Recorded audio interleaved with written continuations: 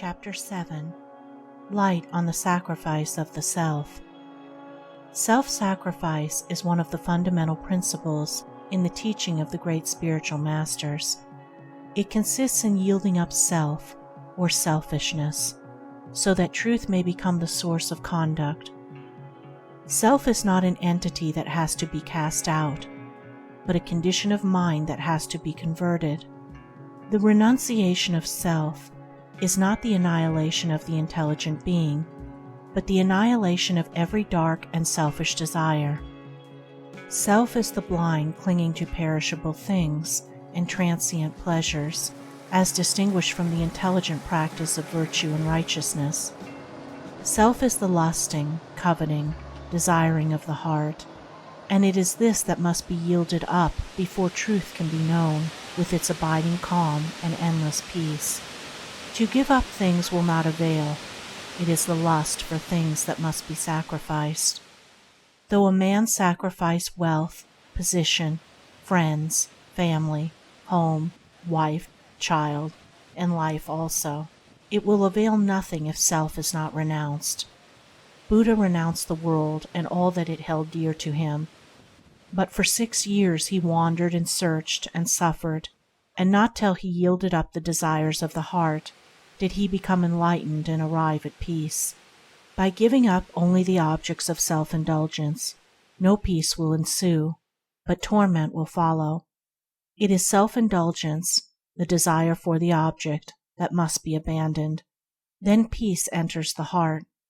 Sacrifice is painful so long as there is any vestige of self remaining in the heart.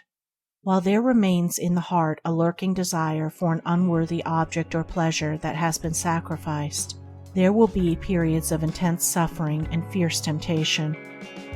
But when the desire for the unworthy object or pleasure is put away forever from the mind, and the sacrifice is complete and perfect, then, concerning that particular object or pleasure, there can be no more suffering or temptation.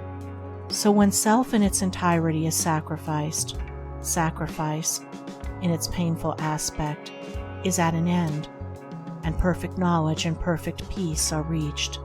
Hatred is self, covetousness is self, envy and jealousy are self, vanity and boasting are self, gluttony and sensuality are self, lying and deception are self. Speaking evil of one's neighbor is self. Anger and revenge are self. Self-sacrifice consists in yielding up all these dark conditions of mind and heart. The process is a painful one in its early stages, but soon a divine peace descends at intervals upon the pilgrim. Later, this peace remains longer with him, and finally, when the rays of truth begin to be radiated in the heart, remains with him. This sacrifice leads to peace, for in the perfect life of truth, there is no more sacrifice and no more pain and sorrow. For when there is no more self, there is nothing to be given up. When there is no more clinging of the mind to perishable things, there is nothing to be renounced. Where all has been laid on the altar of truth, selfish love is swallowed up in divine love. And in divine love, there is no thought of self, for there is the perfection of insight, enlightenment, and immortality, and therefore perfect peace.